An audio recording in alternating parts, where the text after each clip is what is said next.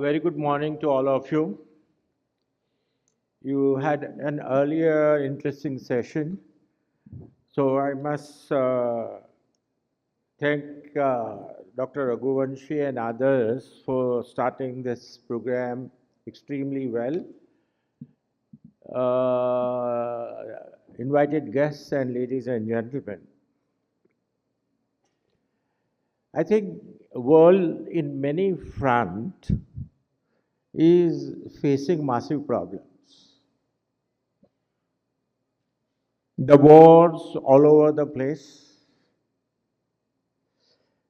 climate challenge, we have been talking 40 years, limited progress, and something is happening in that area. And I must say there's multi-drug resistance problem is a kind of a silent killer. Unlike the war or the climate change discussion, so it's hardly being mentioned.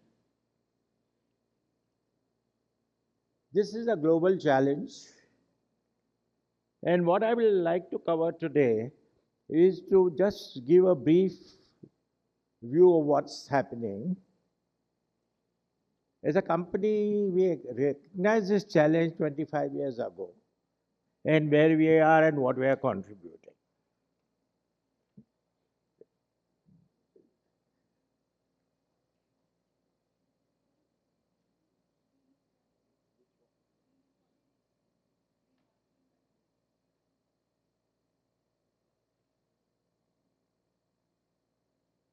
Sorry. This big one. Okay. Yeah, just all of us recently went through COVID, and we know how COVID created havoc worldwide because it is in the same space of viral disease, bacterial problem all of us are facing.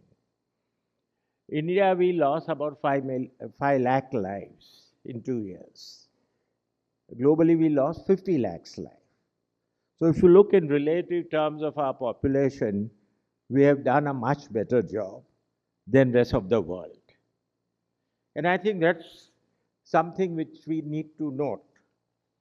The next one, what you would see is multi-drug resistance of bacteria and organism.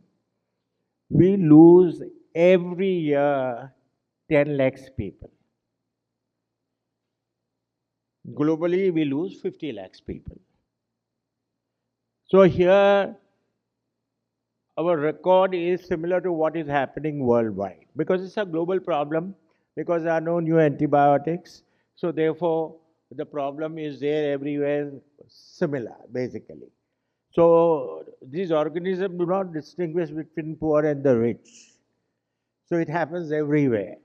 So there is nothing one can do. There would be a marginal difference for certain organism in some parts of the world versus the other one.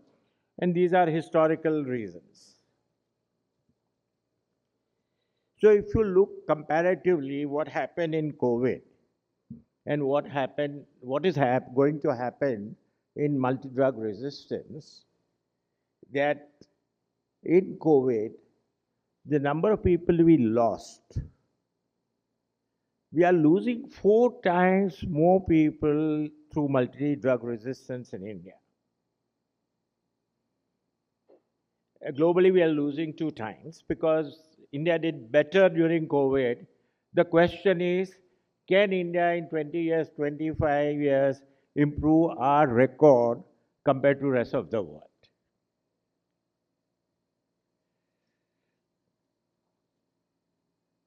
In fact, 20% what we have is one of the highest burden India is having in bacterial infection. Now, according to a study which was done by Sir Jim O'Neill, who was a cabinet minister, health minister of UK, and earlier he was chairman of Goldman Sachs. So he has done a very extensive study about 5, 7 years back. And he recognized and highlighted multi-drug resistance problem in the world. And if this is not being handled or no new drug comes of significance, worldwide we will lose 10 million or 1 crore people every year by 2050. And I don't know how he has got these numbers, economics number. And I can't even understand trillions of dollars, but he talked of 100 trillions of dollars. But purely let us look from the health point of view. There's a great degree of mortality which is increasing. It is doubling in next 25 years, mortality. And every time a person dies, there are at least 8, 10 people have morbidity. Morbidity means they are not dead, but their lifetime health is affected some organs of the body. It can be heart, it can be lung, it can be kidney or anything. And their whole quality of life and their longevity gets affected. So what we are talking is not only mortality, but consequence of not treating multi-drug resistance. This is Albert Georgi, 1937 Nobel Prize winner, and he was a biochemist. And what he said, research is to see what everybody else has seen and to think what nobody else has thought. This is a very, very profound statement. So innovation comes out of this fundamental idea. You think others have not thought. And that has been our foundation of whatever we have achieved over all these years.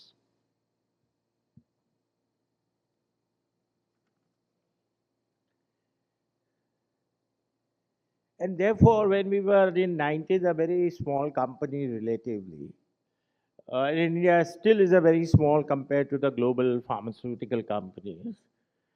Our first challenge was to do a drug discovery, and a number of companies in India, as you know, have started drug discovery program. There are very few left today. So our approach was any research program has to be globally competitive and to get the results at the long period, because it's going to take a long period for drug discovery. And it should be within the possible resources of organization and the country. So we have basically two problems. One, financial resources are limited. Even human resources in India for research was limited in terms of scientists and the ecosystem. So therefore, we looked at, for next 2 or 3 years, I spent to understand how drug research takes place and if we enter, to be competitive. Because at the end of the long tunnel, because you are taking 10, 20 years journey, you should have something. And that is where we recognize then that big pharma is slowly exiting anti-infective research because of purely commercial opportunities not being there. Other therapeutic area gives you much greater opportunity. So they were exiting. So we thought that anti-infective will always be required. Bugs will develop resistance, and all existing antibiotic over a period of 10, 20, 30 years will have developed resistance, and therefore you will need a new antibiotic. India, emerging market, is a great user of antibiotics. Between 10-15% of the pharmaceutical is and use of antibiotic for anti-infective all over the world. So we thought, okay, there is a possibility, try high risk, but a possible. Second important aspect of doing drug discovery compared to a generic manufacturing or others is that 10 to 15 new discipline has to be developed. And we thought we will take about 8 to 10 years to develop reasonable expertise step by step into this new discipline. Because innovation, globally competitive product can only come. You have a global competence in all the areas you are doing, and still you beat everybody. So it's not simply financial resources, it's not simply human resources. It is building up this multidimensional competency. And one of the things which we did in the first 10 years, in addition to everything, was to make sure that the competency we develop, we build as a team, and there are no silos between various disciplines we talk about.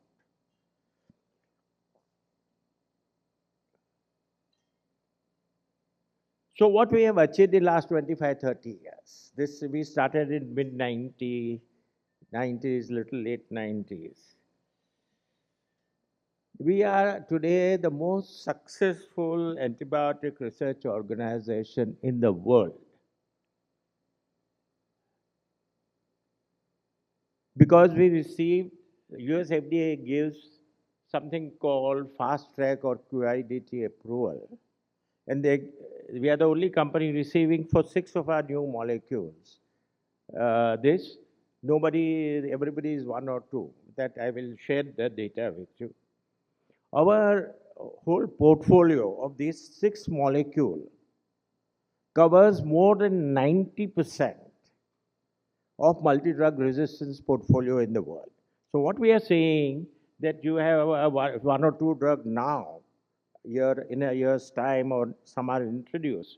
But over next 3, 4 years, we will be able to introduce drug which covers 90% plus problem of multi-drug resistance. Over these years, we have not focused on one area of bacterial classes, but our clinical work and the research program covered various clinical areas, therefore it works in various aspects of multi-drug resistance. Just to get you some numbers, 8,000 molecules we have screened over. More than 400 patents filed globally. 25 phase 1 studies, some 4 phase 3, 2 and 3 phase 3 studies happening. Some more will take place. Now, this is where I say we are the most successful company. You look at all other companies in last 15 years or so far, QIDP approval by US FDA using as one golden yardstick, one would see that including Pfizer and Merck, they have 2 products. Others have 1 and 2 here. We have 6 products. That's what I'm saying. And these are not 6 candidates. These are the 6 molecules which will be completing clinical trials. Some are already completed and will be in the market, because that is where we have already moved.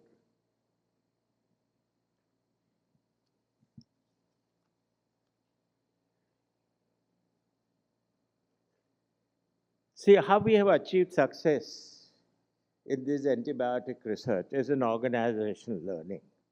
One is, as I mentioned to you earlier, about 10 years we spent in develop this expertise. The second very important aspect was, as I'll share with you the details, that we knew that we don't have a complete knowledge and competencies for anti-infective research ourselves. So we collaborated with a global institution, the research lab, academia, various, on a very continuous basis. So that become a part of what we wanted to do. Wherever we felt the expertise gap, knowledge gap, that is where we went there. We also, it is a belief is very important what you believe, because you are taking a long journey.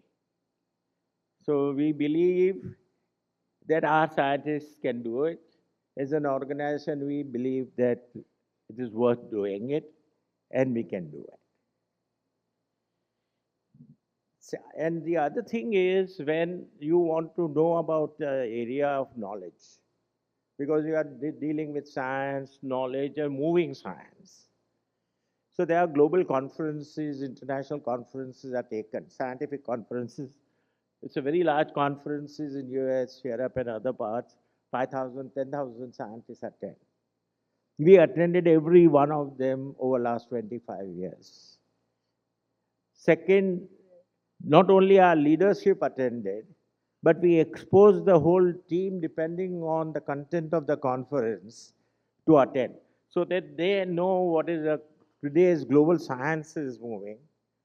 Today they know how others are doing things.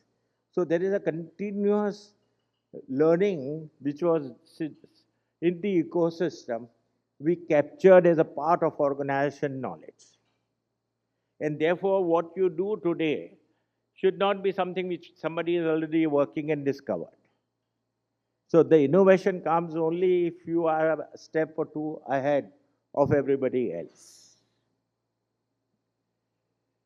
And we have, because our work was very scientific, we have published or presented more than 200 international papers. We are not talking published in India. These are US and European and other countries' major journals.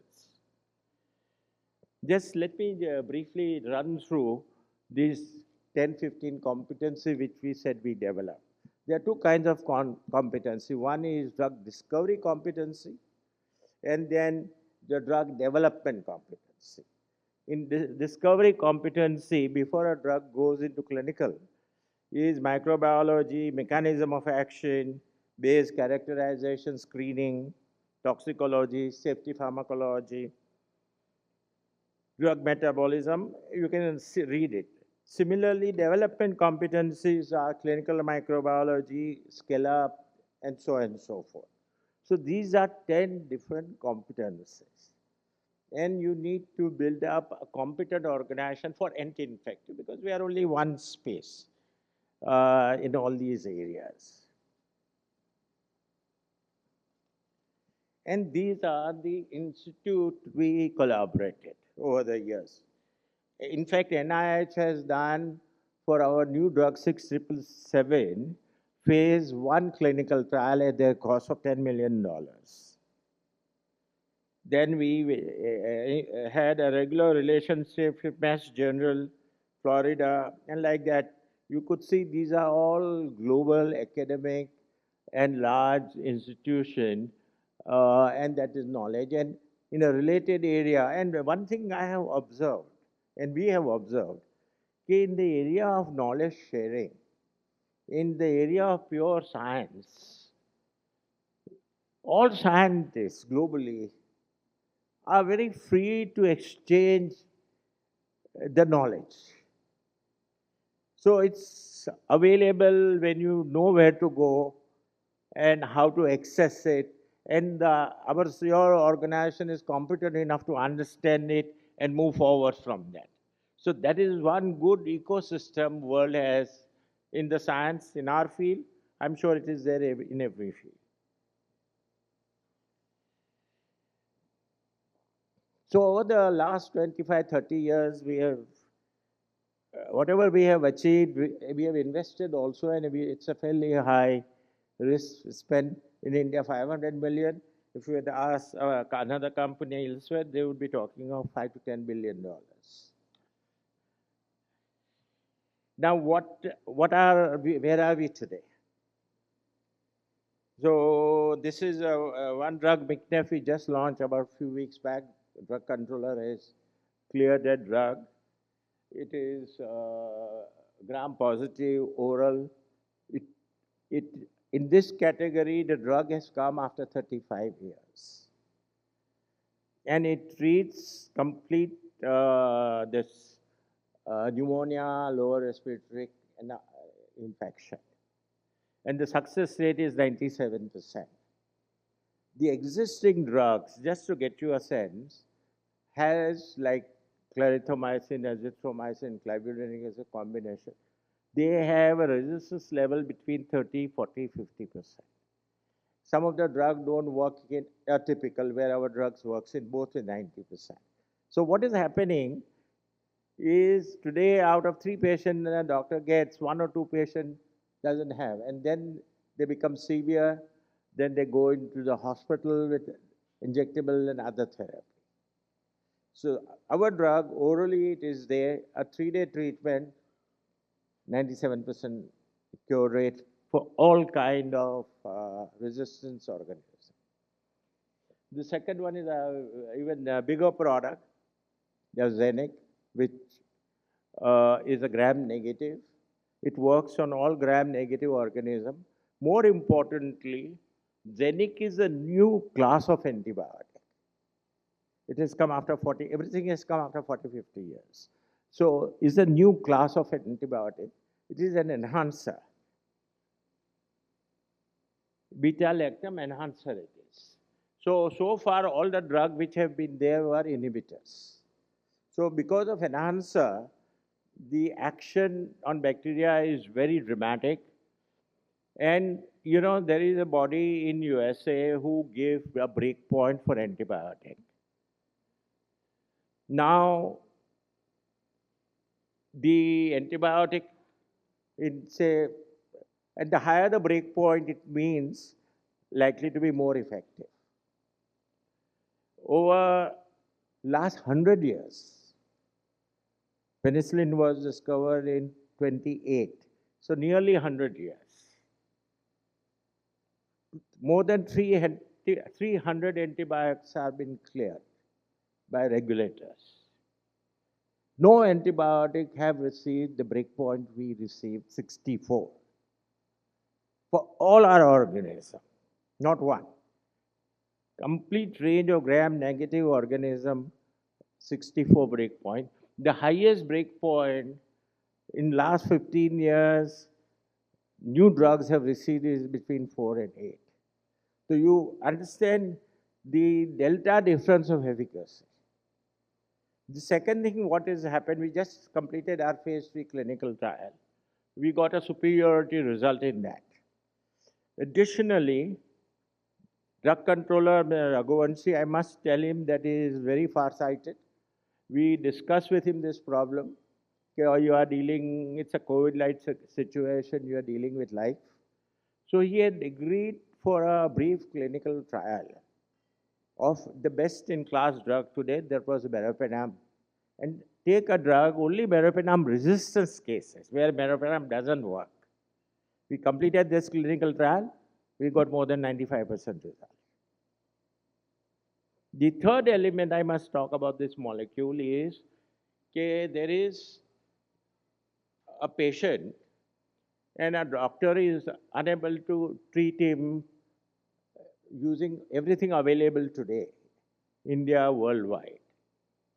And he can't find a solution, and some of the doctors in India are quite academic-minded, I must say, because they had gone through our publication and literature.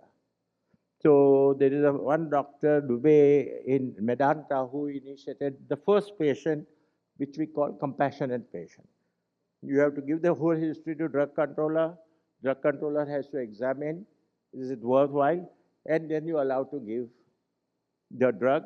And it is a non-commercial activity by us, by everybody concerned, to treat a compassionate use patient.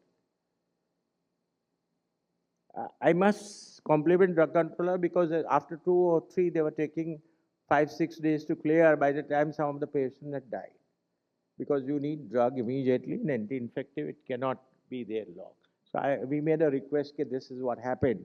Then you would be surprised they cleared drugs within 24 hours in all cases, some in hours. So from that point of view, there is a great, so far we have treated more than 51, 52 patients. Compassionate use, near 98% success rate. And these are the patients where all available treatment, including new drugs available worldwide, failed. This 51 patient included 3 US patients, but US FDA did the same thing. And not only that, the safety of this drug, because some of them were so bad cases, so they had to continue beyond 1 or 2 weeks. Many cases given, most cases given 30 days and more. And one or two cases were 70, 10 weeks, 12 weeks kind of stuff. And it was safe. It did not damage any organ of the body. So what you have a drug today, Zenic, is because it is a new class of drug, first of its kind, is it is going to be game changer in the treating gram-negative organism.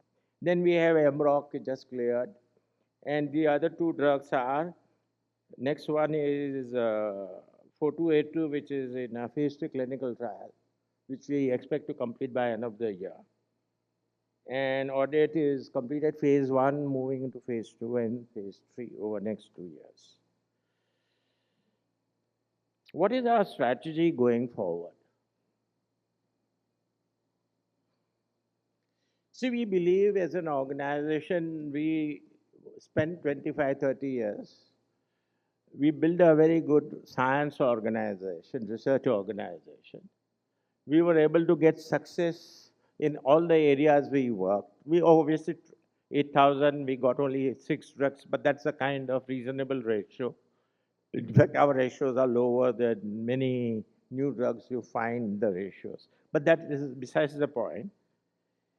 So what does it tell us for future as a strategy? Okay, we are today the most successful research company.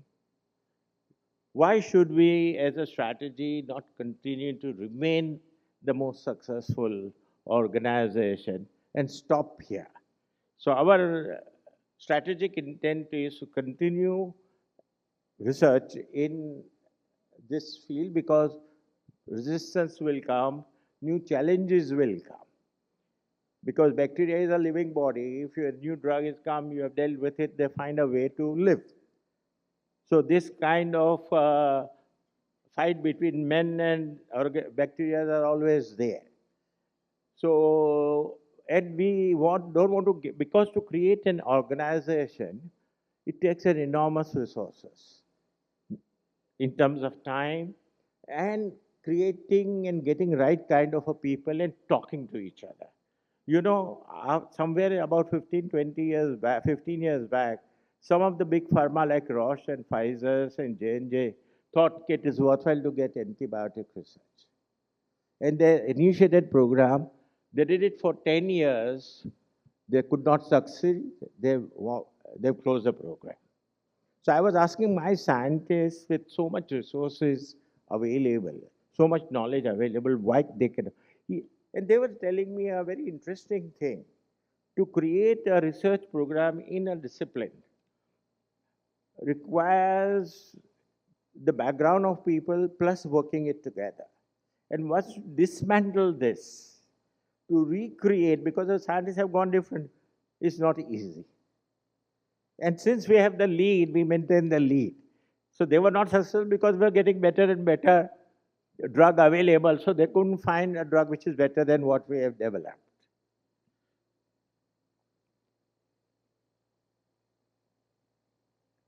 And I believe that we now have a challenge to build a business organization in India and globally. So I always ask our people if we can create a research organization which is so successful. To me, relatively building a business organization is a little simpler, not as complicated. That is what we intend to do, to become a global both research and business organization. And that is what something which will make a huge difference, not to Wockhardt, but to India also. And India's perception of leadership, or at least in one area, innovation, and as Raghuvanshi said in the morning, okay, there are no more, and he was referring to one of the product was our product portfolio maybe another one or two are on the way. Anyway, this Cartier example he gave, it was in licensed product, but the very fact that technology was captured not the molecule, but the technology of making. So that itself was a great thing.